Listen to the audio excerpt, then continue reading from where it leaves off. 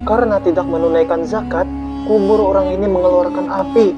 Teman-teman semua, pernahkah kalian mendengar cerita tentang kubur seseorang yang mengeluarkan api karena dia semasa hidup tidak menunaikan zakat? Baik, di sini saya akan coba menceritakannya. Dan cerita ini saya kutip dari kitab Irsyadul Ibad ila Sabili Rasyad yang dikarang oleh Syekh Zainuddin bin Abdul Aziz Al-Malibari rahimahullah. Diceritakan bahwa dahulu ada seorang syekh yang berkunjung kepada seorang pemuda yang baru saja ditinggal mati oleh saudaranya. Tujuan syekh ini selain beliau ingin berziarah, beliau juga mentakziahi atau menghibur pemuda tersebut. Namun si pemuda ini terus menangis karena kematian kakaknya tersebut. Syekh ini pun mencoba menyabari pemuda tersebut dengan mengatakan bahwa kematian itu adalah takdir Tuhan. Semua orang pasti akan mengalaminya, termasuk diri pemuda itu.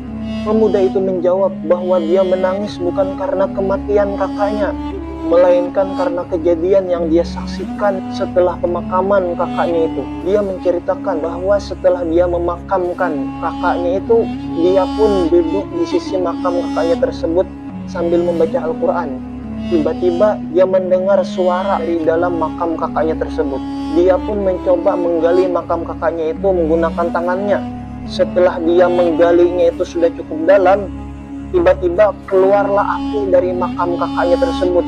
Dan saat dilihatnya, ternyata di leher kakaknya tersebut ada sebuah belenggu yang terbuat dari api.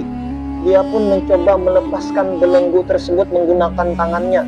Namun tangannya pun terbakar lantaran ingin melepaskan belenggu tersebut.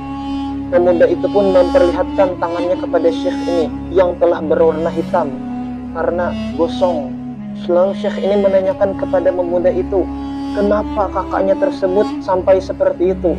Lalu pemuda itu menjawab bahwa kakaknya ini orang yang rajin sholat, orang yang rajin puasa, namun dia tidak menunaikan zakat. Oleh karena inilah Allah mengazabnya dengan siksaan yang diperlihatkan di dunia.